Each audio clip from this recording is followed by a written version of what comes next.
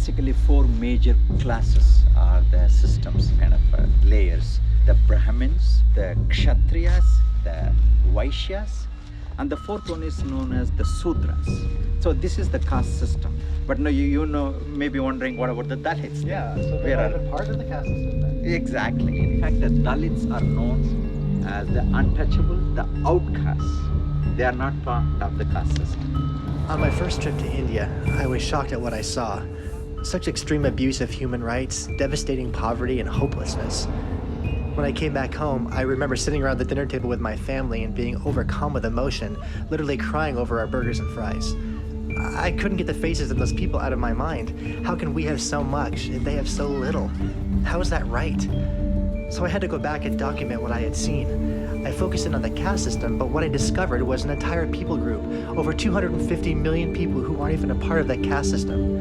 They're known by many names: children of God, crushed underfoot, broken in pieces, the outcasts, the untouchables, the Dalits. This is their story.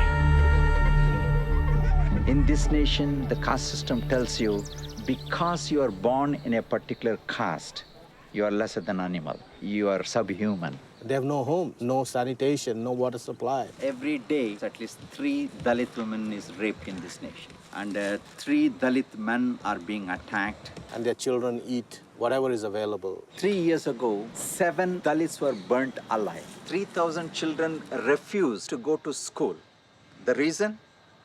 They could not eat the school food which was being cooked by the Dalits. This is the worst form of human right violation in this nation. In fact, caste system is the oldest, largest existing, most violent, gruesome form of human right violation in the world today. A Dalit in India can be identified by just their physical body language. Wow.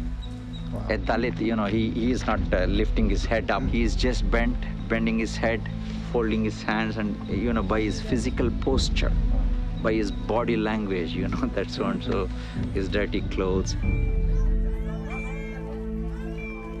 The second way to identify a Dalit in India is to ask his or her name.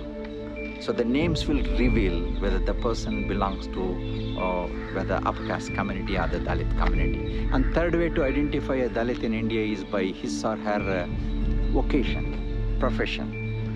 Typically, a Dalit is doing all the dirty work in this country.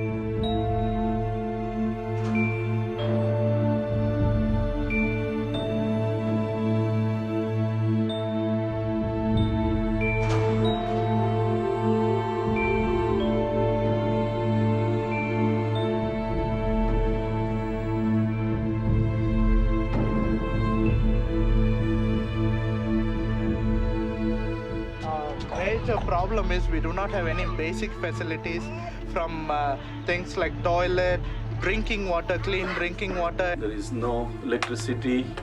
The place is dirty, no sanitation areas that they can use. Drainage, again, you notice drainage, there is absolutely no drainage facility. This slum has about 350 families. There's so little and crime. There is basic needs are not met in this place, and that's a very, very sad situation. They hardly get food sometimes to eat. Sometimes they only get maybe 1 meal per day.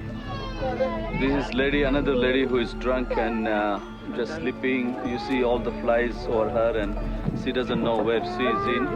It's a pathetic condition of us, not just men, but women and children, and all of them, they drink. Completely homeless, they don't own any land or anything, completely at the mercy of their upper caste. Live in the fields, live in huts, extreme poverty. Devastating poverty. This kind of poverty is not seen. There's been starvation, deaths among them. So basically, I would personally see that this is the most gross human right violation in this place. Humans are living in such a poor condition here, and so it's a major, major challenge for us. I would say this is what India is all about, and this is India for you, that people live in a most unhygienic, inhuman conditions, and that's the challenge of India.